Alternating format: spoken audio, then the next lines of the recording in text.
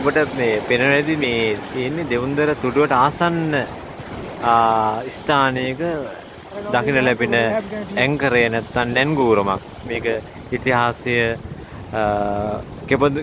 කෙදිනද කියලා කියාගන්න කිසිම කෙනෙකුට තේරෙන්නේ නැහැ. නමුත් තවමත් මේක මේ ස්ථානයේ මේ දකින්නට ලැබෙනවා. නමුත් මුහුදු ඛාදනය සහ ලවණ ජලයට මුසු වීමත් නිසා මේක ඛාදනයට කොටසක් ඛාදනයට භාජනය වෙලා තියෙනවා.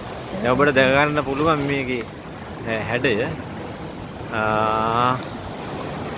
මම මේ ගැන විමසීමක් කළා මේ ගම්මානේ දෙවුන්දර තුඩුව ගම්මානේ පදිංචිව සිටින ගුණේ මාමා.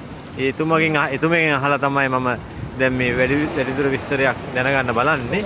දැන් මම මෙතන ඉන්නවා ගුණේ මාමා. එතුමගෙන් මම මේ කතාව අහන්නම් දැන්. අතරගම දෙයියාම ගොඩ බෑග් දැන් තමයි පේන්නේ අර පාතියාපු ගල. මේ වගේ ගලයකට කියන්නේ. මේකෙන් කොමාවලද කියන අපිට තේරෙන්නේ නැහැ. අපේ තාත්තලා දන්නේ නැහැ. කොහොම මෙතන ගෙනාවද කියලා මම නැවුවල තියෙනේමනේ. ඔව්. මේ තිබුණට වැඩිය මේ හතරෙන් එකයි තියෙන්නේ. එහෙමයි මාමා. දැන් මාමා දැකලා තියෙන්නේ මේ විදිහට තමයි මෙතන ස්ථානෙම තියෙනවා නේ මෙනන්ගුර. පොඩි අය කාලේ අවුරුදු 8 කාලේ මේ කම්පොටි මෙහෙම තිබුණා. එහෙමයි. අපේ දෙල්ල විතරයි පේන පාරේ නේද? පාර මෙතන. අපි ඒක වාල්ලේ තමයි දැක් කරන්නේ කාලේ. මේ ඊට වඩා අලංකාරවත්ව තිබුණා මේක නේ. මේ වගේ ලස්සන තිබුණා නේ. දැන් මේ අවුරුදු 100කට වැඩිය තියෙන ගිලාපත් අවුරුදු 100කටත් වැඩි දන්නා විදියට නේ. දන්නේ 100කට වැඩි. 70 ගණක් වෙනවා. 70 ගණක් වෙනවා. ඒක තමයි. මේක කොහොමද ගෙනාවේ? කවුද ගෙනාවේ? එහෙම තොරතුරක් නැහැ තාම නේ. තමයි විසිමායෝද කියලා කියන සිංහල ජාතිය. ඔව්. ඒ වගේ සල්සබ් දෙවිතින් තමයි. නමුත් පුරාවිද්‍යාවෙන්වත් සොයා බැලීමක් නැහැ මෙතෙක් කල් නේ. එහෙම ලෝනේ කවුද අපි හොයන්නේ නැහැ. හොයන්නේ නැහැ නේ.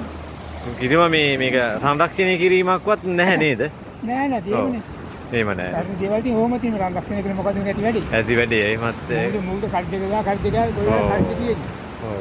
ලුණු ගැටිලි දිර්දිර යනවා. දිර්දිර යනවනේ. මේක පෞරාණිකව ඉතිහාසයක් මේකට මම හිතන්නේ ඇති කියලා මම කියන්නේ. ඒ කියන්නේ මේ ඔය දැන් පරම්පරා 3-4ක්වත් දන්නේ නැහැ නේ. දන්නේ. ඔව් පරම්පරා 3-4ක් දන්නේ නැහැ. මට අවුරුදු 70ක් වෙනවා. ඔව්. මගේ වයසෙන් මට තේරෙන්නේ මම මේවා අපි ඇවිල්ලා ඒ කාලේ දැල්ල වලට තමයි ලැක් කරන්නේ.